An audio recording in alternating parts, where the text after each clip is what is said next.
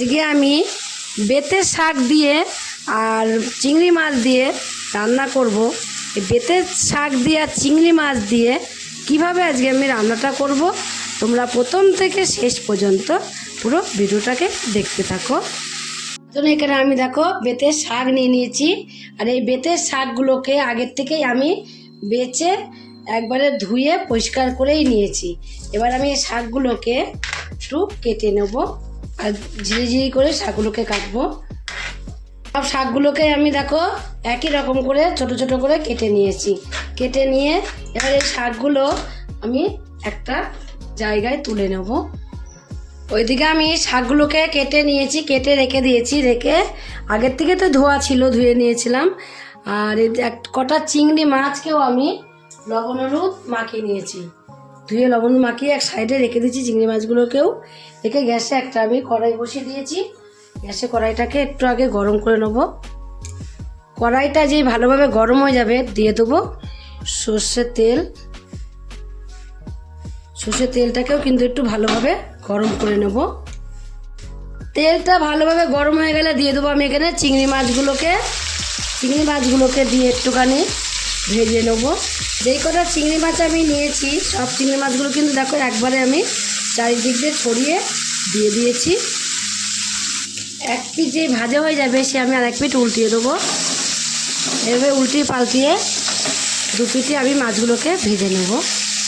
কড়াইটা ভালো করে গরম করে নিয়েছি, আর তেলটাকেও ভালো করে গরম করে নিয়েছি বলে কিন্তু মাছটা দেখো একটা লেগে যায়নি। মাছগুলো খুব সুন্দরভাবে উঠে এসেছে। এভাবে উল্টিয়ে পাল্টিয়ে দু পিঠই ভালো করে ভেজে নিতে হবে। কিন্তু মাছগুলো দু পিঠই ভালো করে ভাজা হয়ে গেছে। এবার আমি মাছগুলোকে সব তুলে নেব।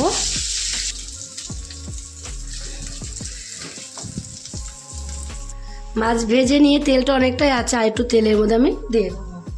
আর একটু তেল দিয়েও কিন্তু নিয়েছি দেখো। তেল দেওয়ার পর আমি কি দিয়ে দেবো এর মধ্যে কটা গোটা রসুন আমি একটু দেখো ছেঁচে নিয়েছিলাম, একটা নোড়া দিয়ে ছেঁচে নিয়েছি। রসুনটাকে একটু ভেজে নেব।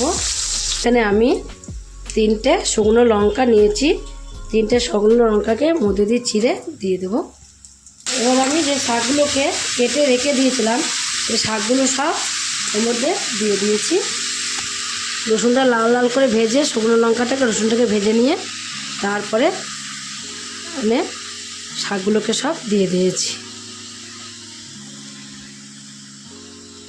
সব শাকগুলোকে দেওয়ার পরে স্বাদ মতো লবণ দিয়ে দেবো, আর দেবো পরিমাণ মতো এখানে আমি হলুদের গুঁড়ো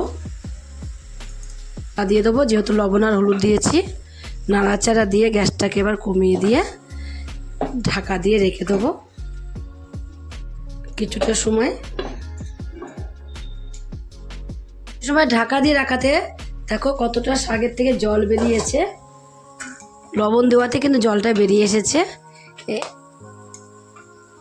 একটু নাড়াচাড়া দিয়ে নেবো ভালোভাবে। নাড়াচাড়া দিয়ে নিয়ে এবার যে চিংড়ি মাছগুলোকে আমি ভেজে রেখে দিয়েছিলাম সেই চিংড়ি মাছগুলোকে এর মধ্যে দিয়ে দেবো। মাছগুলোকে দিয়ে দিয়েছি। ভেজে রাখা চিংড়ি মাছগুলোকে দিয়ে একটু নাড়াচাড়া দিয়ে নেবো। দিয়ে এখন আমি কিন্তু আর গ্যাসটাকে কমিয়ে দেবো না, এত সময় কমানো ছিল, এখন গ্যাসটাকে বাড়িয়ে দেবো। আর ঢাকাও দেবো না, ঢাকা না দিয়ে কিন্তু শাকটাকে এবার আমি রান্না করব। গ্যাসটা বাড়িয়ে দিলে যে এক্সট্রা জলটা আছে এক্সট্রা জলটা কিন্তু তাড়াতাড়ি শুকিয়ে যাবে। তোমাদের কিন্তু কিছুক্ষণ পরে দেখাচ্ছি। এখন কিন্তু এক্সট্রা জলটা এখন অনেকটাই শুকিয়ে গেছে। নাড়তে নাড়তে দেখো এবার এখানে আমি 3টে কাঁচা লঙ্কাকে চিড়ে দিয়ে দিলাম। শুকনো লঙ্কা তো দিয়েছি, তোমরা যে যেরকম ঝাল খাবে তোমরা সেরকমই কিন্তু এর মধ্যে ঝালটা দিয়ে দেবে। আগে কি দেবো, নামানোর আগে এর মধ্যে দিয়ে দেবো স্বাদ বাড়ানোর জন্য অল্প একটু চিনি। প্রচুর পরিমাণে স্বাদটা বেড়ে যাবে অল্প একটু চিনি এর মধ্যে দিলে। চিনিটাকে দিয়েও কিন্তু কিছু সময় নাড়াচাড়া দিতে হবে। নাড়তে নাড়তে দেখবে যখন একদমই জল থাকবে না, চিনি দিলে তো একটু জল জল হবেই, আর একটু জল জলও বেরিয়ে আসবে। আর এক্সট্রা জলটা যেটা থাকবে সেটা একদম নাড়তে নাড়তে দেখবে একদম শুকিয়ে গেছে। যখন তোমার দেখবে একদমই জল নেই, কড়াইয়ের নিচে লেগে যাচ্ছে, তখনই বুঝবে যে শাকটা কিন্তু রান্না পুরো কমপ্লিট হয়ে গেছে। এখনও দেখো কড়াই থেকে উঠে আসছে, নিচে লেগে লেগে থাকবে, তখন ভাববে যে কড়াই শাকটা আমার পুরো কমপ্লিট হয়ে গেছে। কত অল্প সময়ের মধ্যে শাকটা রান্না হয়ে গেল, আর খেতে অসাধারণ একদম।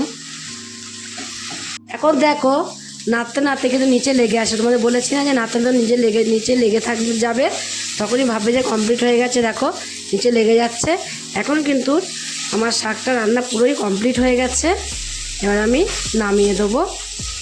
এইভাবে বেতের শাক দিয়ে আর চিংড়ি মাছ দিয়ে রান্না করে খেয়ে দেখবে। যদি তোমরা বাড়িতে এই শাকটা খেয়ে তোমাদের কাছে যদি ভালো লাগে, তোমরা যদি ফেসবুক থেকে দেখো ফেসবুকের পেজটি ফলো করে দেবে, যদি ইউটিউব থেকে দেখো ইউটিউবের চ্যানেলটি সাবস্ক্রাইব করে দেবে, পাশে থাকা বেল আইকনটিটা প্রেস করতে ভুলবে না, তাহলে নতুন নতুন রেসিপিগুলো তোমাদের কাছে তাড়াতাড়ি পৌঁছে যাবে। আমার চ্যানেল যে কোনো নতুন বন্ধু হয়ে থাকো, সাবস্ক্রাইব করেনি, প্লিজ সাবস্ক্রাইবটা করে দেবে, সবার আগে তোমাদের কাছে নোটিফিকেশন ঢুকে যাবে। ছোট্ট করে লাইক করো, কমেন্ট করো, অনেক অনেক শেয়ার করো। নমস্কার বন্ধুরা, দেখা হবে আবার পরের রেসিপিতে।